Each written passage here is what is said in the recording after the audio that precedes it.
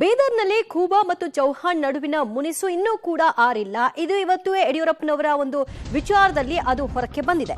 Prabhu Chauhan ಮುನಿಸು ಶಮನಕ್ಕೆ BJP high command ನಾನಾ ಕಸರತ್ತುಗಳನ್ನ ನಡೆಸಿತ್ತು. ಆದರೂ ಕೂಡ ಖೂಬಾ ಪರವಾಗಿ ಪ್ರಭು ಚೌಹಾಣ್ ಎಲ್ಲೂ ಕೂಡ ಪ್ರಚಾರದಲ್ಲಿ ಕಾಣಿಸಿಕೊಂಡಿಲ್ಲ.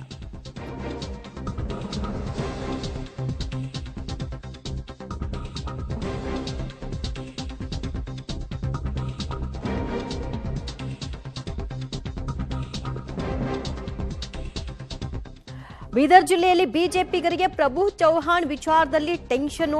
ಪ್ರಭು ಚೌಹಾಣ್ ಮುನಿಸು ಶಮನಕ್ಕೆ ಬಿಜೆಪಿಯ ಹೈಕಮಾಂಡ್ ಆದಿಯಾಗಿ ಎಲ್ಲರೂ ಶತಪ್ರಯತ್ನವನ್ನ ನಡೆಸಿದ್ರು, ಆದರೆ ವಿಫಲತೆಯನ್ನ ಕಂಡಿದೆ. ವರಿಷ್ಠರು ಎಷ್ಟೇ ಪ್ರಯತ್ನಿಸಿದ್ರು ಕೂಡ ಖೂಬಾ ಅವರು ಚೌಹಾಣ್ ಅವರ ಪ್ರಚಾರ ಕಾರ್ಯದಲ್ಲಿ ಚೌಹಾಣ್ ಕಾಣಿಸ್ಕೊಳ್ತಾನೆ ಇಲ್ಲ. ಮಾಜಿ ಸಚಿವ ಪ್ರಭು ಚೌಹಾಣ್ ಹೆಸರು ಹೇಳ್ತಿದ್ದ ಹಾಗೆ ಇವತ್ತು ಬಿಎಸ್ವೈ ಕೂಡ ಗರಂ ಆಗಿದ್ದಾರೆ. ಬೀದರ್ನಲ್ಲಿಂದು ಬಿಜೆಪಿ ಅಭ್ಯರ್ಥಿ ಪರ ಪ್ರಚಾರಕ್ಕೆ ಅಂತ ಆಗಮಿಸಿದ್ರು ಬಿಎಸ್ವೈ. ಈ ವೇಳೆಯಲ್ಲಿ ಈ ಪ್ರಶ್ನೆಯನ್ನ ಎತ್ತಲಾಯಿತು. ಆ ವಿಷಯವೇ ಬೇಡ ಅಂತ ಹಿಂದೇಟು ಹಾಕಿದ್ದಾರೆ ಬಿಎಸ್ವೈ.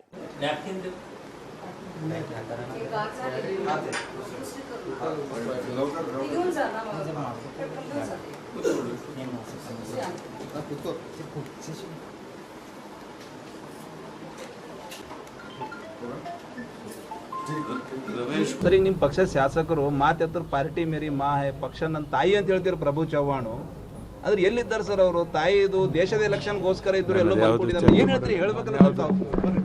ಸರ್, ಈಗ ನಿಮ್ಮ ಪಕ್ಷ ಶಾಸಕರು ಮಾತೆತ್ತರ ಪಾರ್ಟಿ ಮೇರಿ ಮಾ ಹೈ ಪಕ್ಷ ನನ್ನ ತಾಯಿ ಅಂತ ಹೇಳ್ತಿರೋ ಪ್ರಭು ಚವ್ಹಾಣ್, ಆದ್ರೆ ಎಲ್ಲಿದ್ದಾರೆ ಸರ್ ಅವರು? ತಾಯಿದು ದೇಶದ ಎಲೆಕ್ಷನ್ಗೋಸ್ಕರ ಇದ್ರು ಎಲ್ಲೋ ಮಾಡ್ಕೊಂಡಿದ್ದಾರೆ. ಏನ್ ಹೇಳ್ತೀರಿ, ಹೇಳ್ಬೇಕಲ್ಲ ತಾವು? ಈ ಬಗ್ಗೆ ಮತ್ತಷ್ಟು ಮಾಹಿತಿ ಪಡೆಯೋಣ ನಮ್ಮ ಪ್ರತಿನಿಧಿ ಮಲ್ಲಿಕಾರ್ಜುನ್. ಖೂಬಾ ಅವರ ಪ್ರಚಾರದಲ್ಲಿ ಸುತ್ತಾರಾಮ್ ಬರಬಾರ್ದು ಅನ್ನುವ ನಿರ್ಧಾರವನ್ನ ಚೌಹಾಣ್ ಮಾಡಿದ್ದಾರಾ?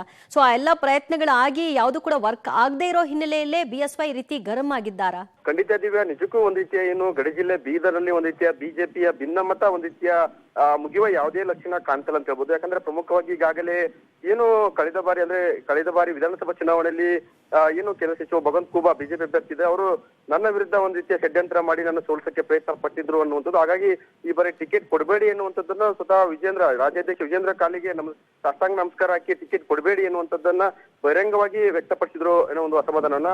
ಹೀಗಾಗಿ ಒಂದ್ ರೀತಿ ಈಗಾಗಲೇ ಏನೋ ಒಂದು ಭಗವಂತ ಖೂಬಾಗೆ ಹೀಗಾಗಿ ಒಂದ್ ರೀತಿಯ ಏನೋ ಪ್ರಭು ಚವ್ಹಾಣ್ ಇದ್ದಾರೆ ಮಾಜಿ ಸಚಿವರು, ಒಂದ್ ರೀತಿಯ ಅಸಮಾಧಾನ ಇನ್ನೂ ಭಿನ್ನಮತ ಇಟ್ಕೊಂಡಿರುವಂತದ್ದು. ಹೀಗಾಗಿ ಒಂದ್ ರೀತಿಯ ಆರೋಗ್ಯದ ನೆಪವಡ್ಡಿ ಮುಂಬೈನಲ್ಲೇ ಇರುವಂತದ್ದು. ಹೀಗಾಗಿ ಇವತ್ತು ಬಿಎಸ್ವೈ ಬಂದ್ರು ಕೂಡ ಪ್ರಚಾರಕ್ಕೆ ಅವರು ಬಂದಿಲ್ಲ.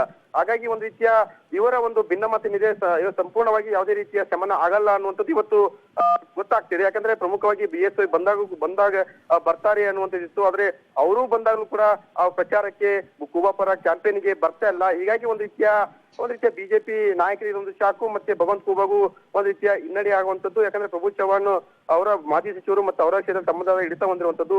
ಹೀಗಾಗಿ ಇವತ್ತು ಸ್ವತಃ ಏನು ಮಾಜಿ ಸಿಎಂ ಬಿಎಸ್ವೈ ಬಂದರೂ ಕೂಡ ಯಾವುದೇ ರೀತಿಯ ಏನು ಸೊಪ್ಪ ಆಗದೆ ಪ್ರಭು ಚವ್ಹಾಣ್ ಅವರು ಕ್ಯಾಂಪೇನ್ಗೆ ಬರ್ದಿರುವಂತದ್ದು ಒಂದ್ ರೀತಿಯ ಬಿಜೆಪಿಗೆ ಹಿನ್ನಡೆ ಆಗ್ತಿರುವಂತದ್ದು.